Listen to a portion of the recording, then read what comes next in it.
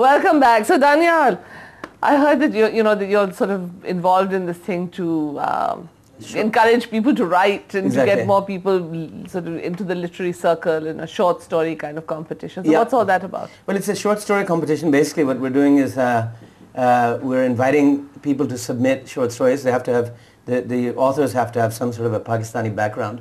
Some sort of a Pakistani background. Have to be connected to Pakistan in some way. Okay. And 5,000 words, and it's a very big prize actually. The first prize is ₹1,00,000, and then the second prize is 20,000, and the third prize is That's a big fall. From $1,00,000 to 20. Exactly, it's big. There has been excellence in goodness. You see. Okay. So you've got a radical goodness has nothing to do with anything, does it? As Mae West said. And Kamila Shamsi and Muhammad Hanif and I are doing we're going to read the stories. So you're going to read the stories now. You're the judges. We're the judges. Yeah, we're going to sort of select. And where is this? So who's running this project? It's Aisha Raja is the mover and the shaker. Is the mover and the shaker. He's the person that I'm in touch with. Okay. So I've just come into this, so I'm not really an expert on it. Yeah. I'm more sort of just. So I believe she and Faiza Khan are doing this together. So it sounds good. So you're not submitting your short stories, are you? No. You're not going to judge yourself exactly. quietly under pseudonym. Exactly. Nawab Deen, electrician, has written a short story. Imagine that! Exactly. Wow. It's all fixed. I mean, it's already fixed. It's all fixed. Yeah. Okay, so you already know. Muhammad Hanif gets half, and I get half, and Kamala gets little. You're really shortchanging yourselves, by the way, guys. I have to tell you that there's been devaluation and the lakh is really not worth a lot of money anymore. No, the lakh is worth a lot of money. No, there's been devaluation. I see. Did anyone tell you about this? Markets crashed, the rupee crashed. It's like 80 something to the dollar, so things are not good. Things are not good. I think you need to negotiate a higher price. So, but what you see happening, I mean, are you encouraging or getting into the whole thing of encouraging people to write more, getting people to tell their stories? I think there are a lot of people in Pakistan who are writing. It seems like every other person I've run into has just written something. And so it's just to give the platform for these people, some place where they can send their stuff. I think the problem is that it's very difficult to get published. If you send a story to say the New Yorker, I mean they get something like 80,000 stories a year. So the chance of getting picked up is like the chance of getting hit by lightning. And even if your story is very good, you just won't make it out of that slush pile. That's what they call it.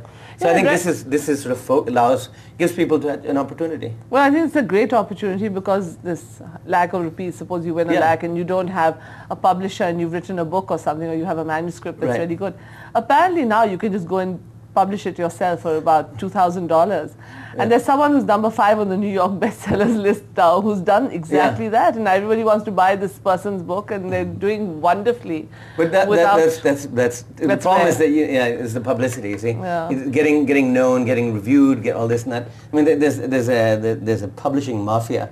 And they try to prevent people from doing this. So you paid the publisher, you publish for about, say, 2,000, and then you pay the publicist about 22,000. Exactly. To get you all over the place and get you on the Jay Leno show. Exactly. What's his name? Jon Stewart and stuff Jon like Stewart. that. Yeah. Our ex-president was on Jon Stewart. Have you been on Jon Stewart? I haven't been on any show. No. This is my first show, actually. That's brilliant. Well, there you are. I think you'll be on Oprah next. Maybe you should pick up your book. You never know. That would be nice. You never. I want to go back to your book, and as I said, it was this upstairs downstairs kind of theme that seemed to be running through the book, and the rich don't seem to interest you. You're focusing on the poor. Where you look at the rich, they're really caricatures of themselves, but the poor are these really colorful and beautifully done characters. And are you going to continue the same sort of style in the next book, or are you?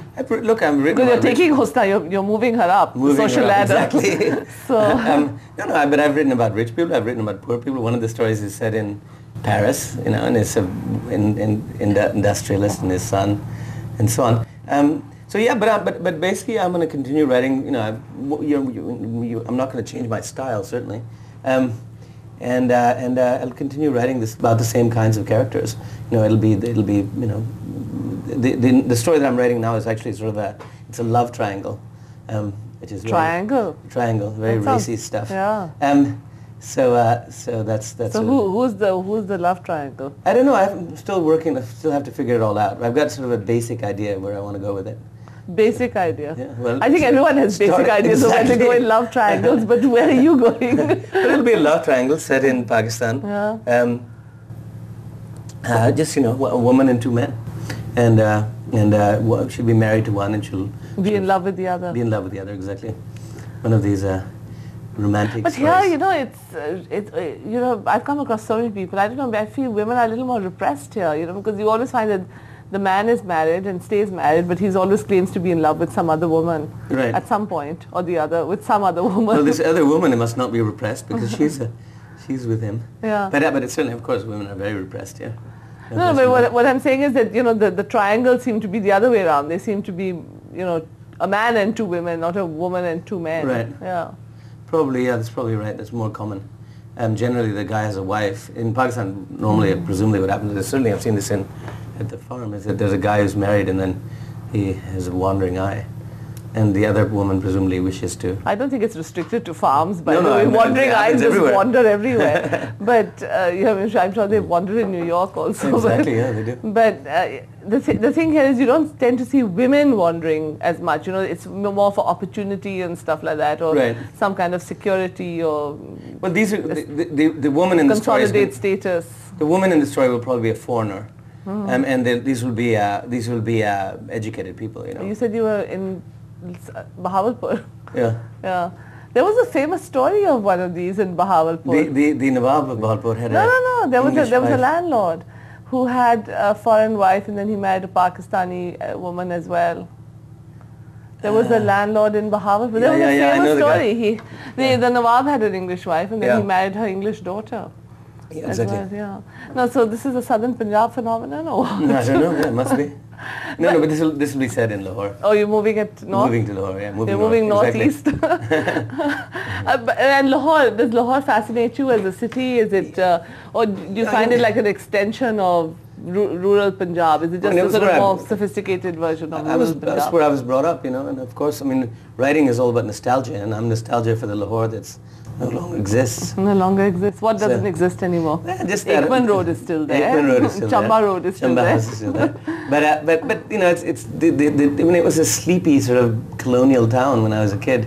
Yeah. And we used to go bicycling along the canal, and there were no very little traffic, and it was just this sort of, I have this sort of honey suffused images of it, and now of course it's blaring and honking and people, big signs and McDonald's and so on. So I like Globalization, the old, it's called. globalization, exactly. But I like if you the go old to version. GOR, it's the old version Yeah, all that's over still- again. It's that's still still- quiet, and there are bits of Lahore that still have that. I still like that. Yeah, it's true. But what about Karachi? Have you, I've never spent any time in Karachi. This is just it's never been a town that I was part of. City. Yeah, city. This is the city. This is the city, The right. city. And Islamabad? Islamabad, yeah, that's where when we come, we spend time there because we have a house there. Yeah. So we go there fairly often. Yeah. When we're going crazy, then we head for the city. But how does Islamabad feature in your life? I mean, is it a real part of life, or is it just this Not really. Disneyland that you kind of go to? Disneyland. Is it? Yeah. Well, my brother was living there. You see, he worked for the UN, and now he's back in America. But I was working. He was there, so I would go and stay with him, and he had lots of friends there, mostly aid people and so on. 8 people. Aid. Okay. Humanitarian types. Okay. Which was fun, fascinating people floating around Islamabad. But mainly foreigners. I mean. They were mostly foreigners. Yeah. Yeah. Although there are he had all kinds of wonderful Pakistani friends too. So that to that extent, I was part of. I knew Islamabad And somewhat. people doing good things. People doing good things. Yeah. So where do you want to take your career now? Do you want to are you guys going to be this gentleman farmer who writes books, or are you going to be this writer who farms gently? I think I'll be the farmer who writes, the writer who farms gently. The writer who farms gently. Yeah. No, I'm going to keep doing it. This is what I like to do. And where is the place you're happiest writing? Are you happiest writing on your farm or in Lahore or Islamabad? Definitely, no, in the farm. Because there we go to sleep my wife and I go to sleep at 9 o'clock, and we're as boring as can be. You get up early in the morning and eat a healthy breakfast with eggs from our own chickens, and you get a lot of work done that way. And do you have children? Not yet, no. Not yet? Not yet. So, but you're sort of going to raise kids on the farm kind of thing, or Exactly. not in the city? No, it's a perfect place to raise kids. Yeah. It's quiet out there. Well, Danyal Moinuddin, thank you very much for being here. Have you got a message for young aspiring writers? Have you got something to say to them? Keep writing. Keep writing? Keep at it. It's not easy. Get on that laptop exactly. and bang Don't away. talk about it. Do it. Just do it. As the people Just from do the it. famous footwear company say, Exactly. just do it. Well, thanks very much for joining us. If you have a question, would like to be on this show, want to know more about Danyal, his book, about writing, about Pakistani authors, write it to us 24/7 at businessplus.tv.